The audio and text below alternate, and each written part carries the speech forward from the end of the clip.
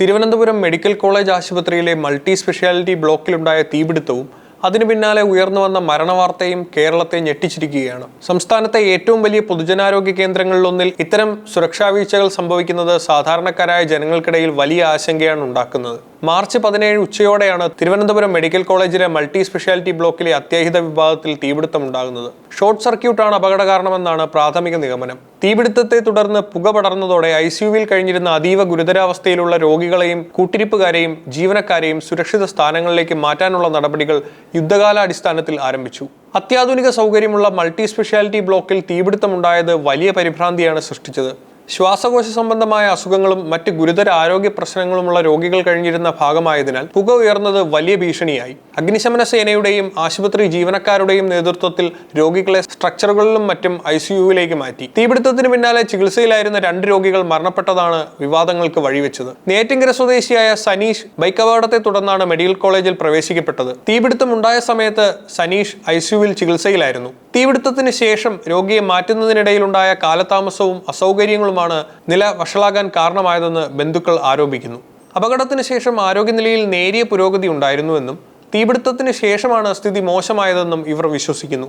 തീപിടുത്തത്തിന്റെ പിറ്റേന്ന് രാവിലെയാണ് സനീഷ് മരണപ്പെട്ടത്. ഓയൂർ സ്വദേശിയായ കൃഷ്ണൻകുട്ടി തീപിടുത്തം നടന്ന ദിവസം ഉച്ചയ്ക്ക് 12:45-നാണ് മരണപ്പെട്ടത്. അതായത് തീപിടുത്തം ഉണ്ടായി ഏതാണ്ട് അതേ സമയത്തോ അതിന് തൊട്ടു പിന്നാലെയോ ആണ് മരണം സംഭവിച്ചത്. രോഗിയെ ഒരു ICUവിൽ നിന്ന് മറ്റൊന്നിലേക്ക് മാറ്റുന്നതിനിടയിൽ സംഭവിച്ച പാകപ്പിഴകളാണ് മരണത്തിന് കാരണമെന്ന് കൃഷ്ണൻകുട്ടിയുടെ ബന്ധുക്കൾ പരാതിപ്പെടുന്നു. കൃത്യമായ ഓക്സിജൻ ലഭ്യത ഉറപ്പാക്കുന്നതിലോ ജീവൻ രക്ഷാ ഉപകരണങ്ങൾ പ്രവർത്തിക്കുന്നതിലോ വീഴ്ച പറ്റിയോ എന്ന സംശയമാണ് ഇവർ ഉന്നയിക്കുന്നത്. ബന്ധുക്കളുടെ ആരോപണങ്ങൾ മെഡിക്കൽ കോളേജ് അധികൃതർ പൂർണ്ണമായും തള്ളിക്കളഞ്ഞു. മരിച്ച സനീഷ് ബൈക്കപകടത്തിൽ തലയ്ക്ക് ഗുരുതരമായി പരിക്കേറ്റ് ചികിത്സയിലായിരുന്ന ആളാണ്.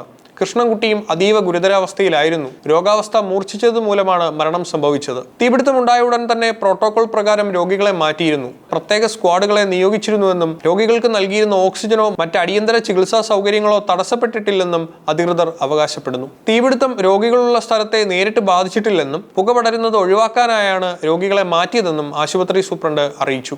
മെഡിക്കൽ കോളേജ് അധികൃതർ ആരോപണങ്ങൾ നിഷേധിക്കുന്നുണ്ടെങ്കിലും ഈ സംഭവം ചില പ്രധാന ചോദ്യങ്ങൾ ഉയർത്തുന്നുണ്ട്. അത്യാഹിത വിഭാഗം പോലെയുള്ള അതീവ പ്രാധാന്യമുള്ള ഇടങ്ങളിൽ ഷോർട്ട് സർക്യൂട്ട് ഉണ്ടാകുന്നത് വൈദ്യുത നിലയങ്ങളുടെ അറ്റകുറ്റപ്പണിയിലെ വീഴ്ചയാണോ?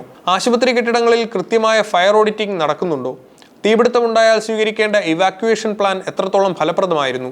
അതീവ ഗുരുതരാവസ്ഥയിലുള്ള രോഗികളെ മാറ്റുമ്പോൾ അവർക്ക് നൽകുന്ന ലൈഫ് സപ്പോർട്ടിംഗ് സിസ്റ്റം 1 സെക്കൻഡ് പോലും തടസ്സപ്പെടാതെ ഉറപ്പാക്കാൻ സാധിച്ചു? രോഗികളുടെ മരണം തീപിടുത്തം മൂലമാണോ എന്നുറപ്പിക്കാൻ ശാസ്ത്രീയമായ അന്വേഷണം അനിവാര്യമാണ്. മരണപ്പെട്ടവരുടെ പോസ്റ്റ്മോർട്ടം റിപ്പോർട്ടുകൾ ഇക്കാര്യത്തിൽ നിർണായകമാകും. പുക ശ്വസിച്ചത് മൂലമുള്ള ശ്വാസകോശ ആഘാതങ്ങളോ മാറ്റുന്നതിനിടയിലുണ്ടായ ഹൃദയാഘാതമോ മരണകാരണമായിട്ടുണ്ടോ എന്ന് പരിശോധിക്കേണ്ടതുണ്ട്. ആരോഗ്യവകുപ്പിലെ മുതിർന്ന ഉദ്യോഗസ്ഥർ ഉൾപ്പെടുന്ന സമിതി തീപിടുത്തത്തിന്റെ കാരണവും ചികിത്സാ സൗകര്യങ്ങളിൽ വന്ന മാറ്റങ്ങളും പരിശോധിക്കും. ആശുപത്രികൾ ജീവൻ രക്ഷിക്കാനുള്ള ഇടങ്ങളാണ്.